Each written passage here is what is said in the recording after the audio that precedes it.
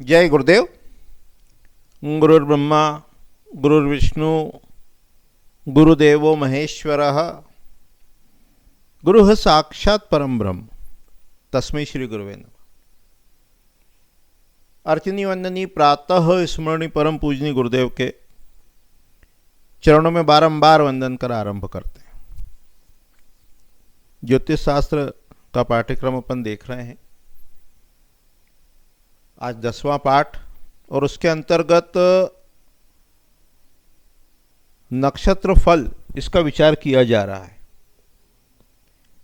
अभी तक अपन 18 नक्षत्रों के फल उसको देख चुके हैं और अब उसके आगे मूल नक्षत्र से रेवती नक्षत्र में जिसका जन्म होता है तो उनके क्या लक्षण होते हैं, गुणधर्म होते हैं, उनको देखने का समझने का प्रयास आज के पाठ में करेंगे।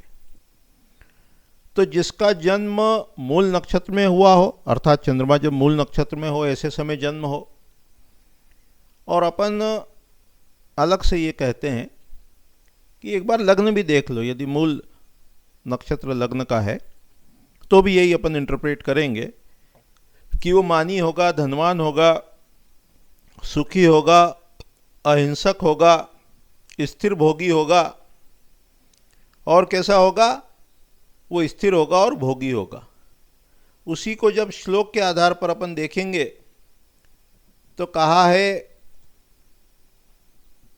कि मानी, धनी, पर कार्य प्रकाशक, दूसरे का कार्य करने वाला, मिथ्योपचार, झूठा कहा, स्त्री लोभी कहा और पतला कहा। और अहिंसक की जगह जो श्लोक में लिखा है उसके अनुसार वो हिंसक भी कहा।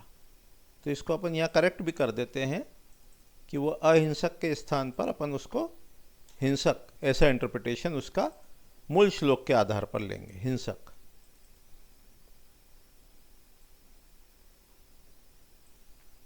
उसके बाद श्लोक क्रमांक 20 में देखते हैं पूर्वाषाढ़ा नक्षत्र।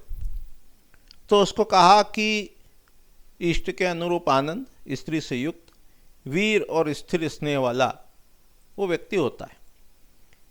श्लोक के आधार पर देखते हैं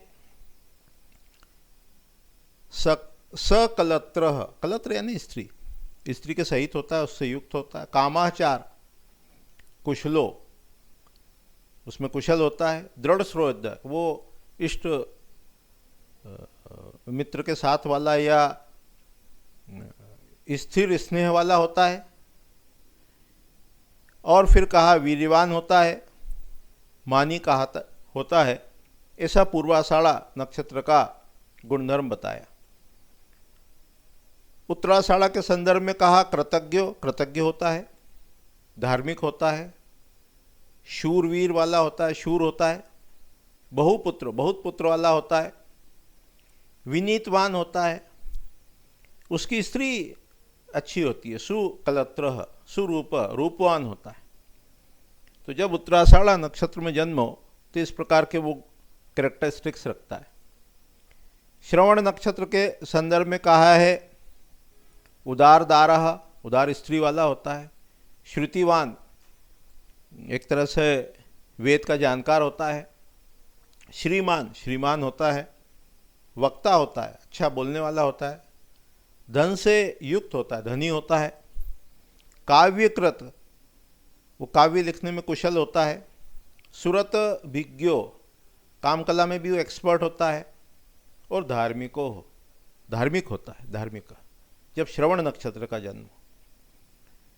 धनिष्ठा नक्षत्र में कहा कि जिसका जन्म हो वो धार्मिक होता है, व्यसनी होता है, नृत्य में, गीत में ये उसको प्रिय लगते हैं, और तेजस्वी और वीर्यवान होता है।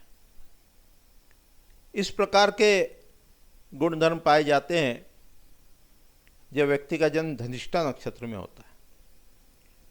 शतभिषा नक्षत्र के संदर्भ में कहा कि उसका जो है वो घर बहुत बड़ा होता है, व्यसनी होता है, क्रूर होता है, उसके जीवन में उतार चढ़ाव आते हैं, वो शठ होता है, दूसरे की स्त्री की तरफ आसक्त रहता है। इस प्रकार के नक्षत्र इस प्रकार के गुणधर्म होते हैं जब सद्भिषा नक्षत्र में जन्म होता है। पूर्वा भाद्रपद के संदर्भ में कहते हैं कि जिसका जन्म पूर्वा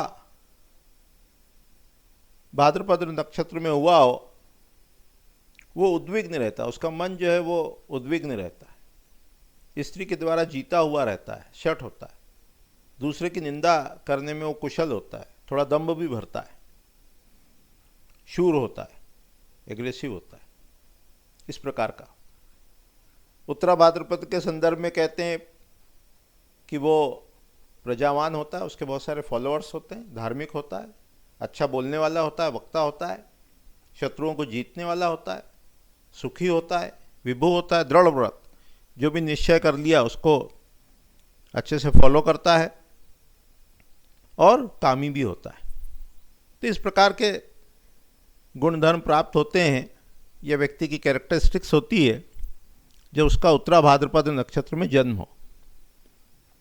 27वां नक्षत्र रेवती, उसमें कहा रूपवान, रूप वाला होता है, सुंदर होता है, धनवान, पैसे वाला होता है, भोगी, एंजॉय करने वाला होता है, पंडितः, ज्ञानी होता है, कामी होता है, थोड़ा सा उसमें दुर्गर्वित भी कहा है, शूर भी कहा है। तो इस प्रकार के गुणधर्म मिलते हैं जब व्यक्ति रेवती नक्षत्र में जन्म लेता है। परदेश ग भी कहा, वो विदेश में निवास करता है, उसका नेटिव प्लेस जो है, जन्म स्थान, वो छोड़कर दूसरी जगह रहता है। तो इस प्रकार से अपन ने 27 नक्षत्र का फल देखा। जातक का या व्यक्ति का जन्म किस नक्षत्र में हुआ, यानी चंद्रमा जन्म के समय किस नक्षत्र में था, उसके आधार पर फल को देखने का प्रयास किया। अभी तक अपन लग्न के आधार पर, राशि के आधार पर और अब नक्षत्र के आधार पर भी फल को देख चुके हैं। आगामी पाठ में विषय को और आगे बढ़ाएंगे और नक्षत्र के चरण, एक नक्षत्र में 4 चरण होते हैं, 27 नक्षत्र हैं तो कुल 108 चरण हैं। तो राशि में तो थोड़ा स्थूल रूप से पता चला, नक्षत्र में और सूक्ष्म गए, क्योंकि एक राशि में 2.25 नक्षत्र होते हैं। अब नक्षत्र के चरण के अनुसार फल को देखेंगे तो और अधिक प्रिसीजन में जाएंगे। अभी इतने ही कह के वाणी को विराम देते हैं। जय गुरुदेव, जय गुरुदेव।